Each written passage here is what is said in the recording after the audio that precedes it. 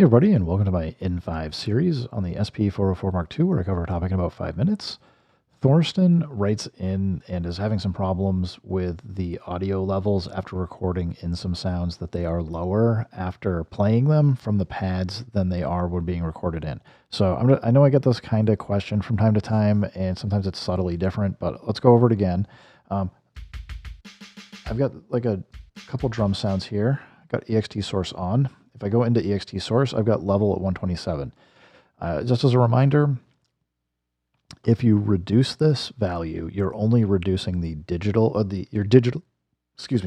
reducing the volume. If you're getting analog clipping, reducing this isn't going to help any. You're still going to be clipping. So you probably want to have your external device as loud as you can until you start hearing artifacts and digital clipping. And then after that, just keep this at 127. Now, if I come in and record, and I've got the OP1 field up to maximum volume, I could certainly drive it even harder, but we're getting close to -6 dB, which is usually where you want to be. The SP404 Mark II keeps some additional headroom for running effects.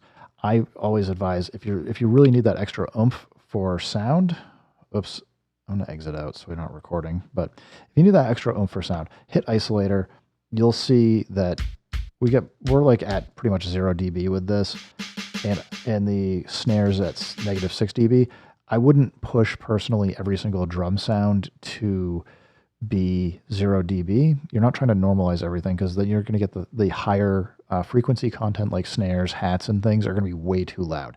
So I usually personally try and get my kick. If I have a kit, I'll try and get the kick to be close to 0 dB to -3 dB, and then just assume everything else has been leveled with each other. So you're just trying to get everything else in relationship with each other as you're talking about the sounds. Now, let's just record these sounds in. We got that. I'm going to put isolator back on, and we'll now record the snare. So I've got the kick and the snare, and this sounds louder than this. And the reason why is because we recorded with the isolator on, so it's a much higher. This is hitting about -6 dB, and then this is hitting close to 0 dB. And similarly, the snare here, actually, I guess these are kicks. Why am I calling it a snare? No, it is a snare. I'm losing my mind. Anyway, with this said, these are louder, and it's just the way I've recorded it in. If, however, you're finding that your samples here are sounding quieter, the very first thing I would check is hold shift and hit the bank, hit a bank number. It's going to open you up into this bank volume. So I'm on bank I volume. 127 means it's going to play the maximum volume, whatever it is that's in here. If you drop this down to 0, you can play these notes as much as you want. You're not going to hear any sound. If, however, you want to adjust it, I mean, you can see like down at like 20, I can barely hear that with headphones on. So the reason why you may want to change this is because if you're trying to take multiple banks of audio that you've recorded and you want to gain stage them or adjust them so that they sound about the same volume in relationship to each other, you may want to use bank volume. But this is one setting that I do see a lot of people get hung up on and don't realize that they've made this change, or they may get the change thinking that it means one thing, and then they come back later and they're like, what is going on? So I would personally check this first and make sure your bank volume is at 127. The next thing I would do, if you're having some problems where your samples just aren't sounding very clear, I'd hold remain, take them off from going through a bus, whether it's bus 1 or bus 2. So get them switched to white. They're going to skip bus 1 and bus 2. So you just know, then at that point, you'll know that they're not going through your bus effects and getting modified there. After that, if you're like, hey, this doesn't seem to be working, I would hold down the value knob. So you're pushing enter and tap bus effects. And you want to see bus 3 and 4 off. Again, I'd listen to them, because that's just going to tell you, is there a issue where one of the buses is grabbing that sound and doing something to it?